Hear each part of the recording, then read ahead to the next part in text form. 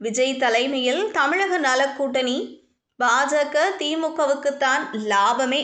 எப்படி? தமிழக அரசியலில் மாற்றத்திற்கான சூழல்கள் தென்பட தொடங்கி இருக்கின்றன. 2026 சட்டமன்ற தேர்தலில் திமுக அதிமுக கூட்டணிகள் தவிர்த்து மூன்றாவது கூட்டணி களமிறங்குவதற்கான சாத்தியக்கூறுகள் தென்பட தொடங்கியுள்ளன. விஜய் தலைமையில் மூன்றாவது கூட்டணி அமையலாம் என சொல்லப்படும் நிலையில் 2016 மக்கள் நல கூட்டணி போல 2026 தமிழக நல கூட்டணி களமிறங்கலாம் என்கின்றனர் அரசியல் பார்வையாளர்கள். இது ஒருபுறம் இருக்க, இந்த கூட்டணி களமிறங்கினால் அது பாஜகவுக்கும் திமுகவுக்கும் தான் சாதகமாக இருக்கும் என்கின்றார்கள். 2026 சட்டமன்ற தேர்தலுக்கு இன்னும் சில மாதங்களே இருக்கும் நிலையில் கூட்டணி பேச்சுவார்த்தைகளை தமிழகத்தில் அரசியல் கட்சிகள் தொடங்கிவிட்டன. திமுக கூட்டணி வழக்கம் போல பல மாதங்களுக்கு முன்னரே, ஏன் சில வருடங்களுக்கு முன்பே தொடங்கிவிட்டது என்று சொல்லலாம். 2 ஆண்டுகளுக்கும் மேலாக பூத் கமிட்டி ஏஜென்ட் ஆலோசனை கூட்டம், தேர்தல் ஒருங்கிணைப்பு குழு என திமுக வேலை செய்ய ஆரம்பித்துவிட்டது. தற்போது திமுக கூட்டணியில் இருக்கும் கட்சிகள் பெரும்பாலும் வரும் தேர்தலில் தொடரும் என எதிர்பார்க்கப்படுகிறது. அதே நேரத்தில் காங்கிரஸ் கட்சி மட்டும் விஜயை காரணம் காட்டி கூடுதல் தொகுதிகளை எதிர்பார்ப்பதாக சொல்லப்படுகிறது. காங்கிரசின் முக்கிய தலைவர்கள் விஜயுடன் கூட்டணி என்பதை மறுத்தாலும், 2ஆம் கட்ட தலைவர்கள் விஜயுடன் கூட்டணி அமைக்க வாய்ப்பு இருப்பதாகவே சொல்கின்றனர். மறுபுறம் அதிமுக பாஜக கூட்டணி திணறி வருகிறது. 2026 சட்டமன்ற தேர்தலில் திமுகவை எதிர்கொள்ள அசுர கூட்டணி பல தேவை. ஆனால் அதிமுகவிடம் அது இல்லை. தேமுதிக, பாமக ஆகிய கட்சிகளுடன் பேச்சுவார்த்தை நடைபெற்று வரும் நிலையில் இன்னும் கூட்டணி உறுதியாகவில்லை. ஏற்கனவே பாஜக கூட்டணியில் இருக்கும் தமிழ் மாநில காங்கிரஸ், இந்திய ஜனநாயக கட்சி, புதிய தமிழகம், தமிழக மக்கள் முன்னேற்றக் கழகம் ஆகியவற்றிடம் பெரிய அளவில் வாக்கு வங்கி இல்லை. இதனால் பாமக, தேமுதிக கூட்டணிக்கு வந்தால் மட்டுமே அந்த கட்சி வெற்றி பெற முடியும் என்ற சூழல் நிலவுகிறது.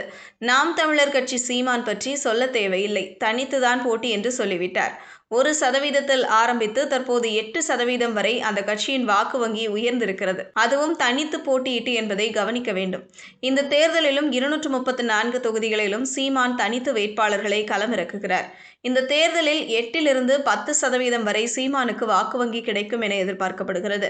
இந்த வாக்கு வங்கி யாரை பாதிக்கும் அல்லது யாருக்கு பிரிந்து செல்லும் என்பது நடிகர் விஜயின் தமிழக வெற்றி கழகத்தை பொறுத்தே இருக்கிறது. கடந்த ஆண்டு கட்சியை ஆரம்பித்த விஜய் கிட்டத்தட்ட 2 ஆண்டுகளுக்கு பிறகு முதல் தேர்தலை சந்திக்க இருக்கிறார்.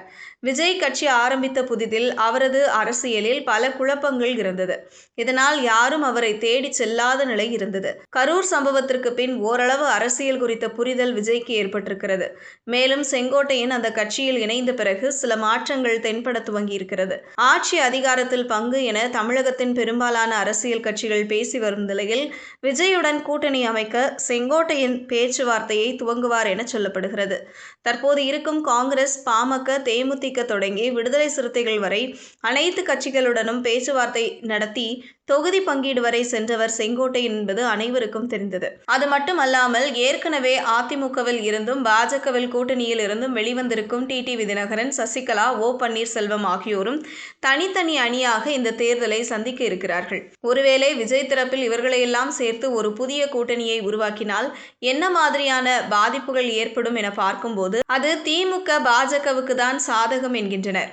ஒருவேளை விஜய் உடன் பாமக, தேமுதிக, ஓபிஎஸ், டிடிவி தினகரன் ஆகியோர் சேர்ந்தால் வட மாவட்டங்களில் வன்னியர் வாக்குகள் பெரும்பாலும் விஜய் தரப்புக்கு செல்லும். செங்கோட்டையன் மூலம் அதிமுகவின் கொங்கு மண்டல வாக்குகளும், ஓபிஎஸ், டிடிவி தினகரன் மூலம் தென் மாவட்டங்களில் முக்குளத்தூர் வாக்குகளும் விஜய்க்கு செல்லும். இந்த 3 பகுதிகளிலும் குறிப்பாக கொங்கு, தென் மாவட்டங்களில் அதிமுக வலுவாக இருப்பது குறிப்பிடத்தக்கது. இப்படி ஆட்சிக்கு எதிரான வாக்குகள், அதிமுக ஆதரவு வாக்குகளை விஜய் கூட்டணி பிரித்துவிட்டால் அது திமுகவுக்கு சாதகமாக அமையும். அதெல்லாம் சரி, பாஜகவுக்கு எப்படி சாதகம் என ஒரு கேள்வி எழுகிறது அல்லவா?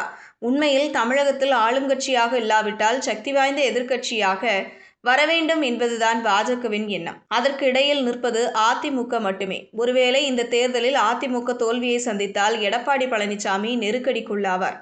அதிமுகவின் வாக்கு வங்கியும் செல்வாக்கும் சரியும். அப்போது பாஜக அந்த இடத்தை பிடித்து விடலாம் என்பதுதான் பாஜகவின் எண்ணம்.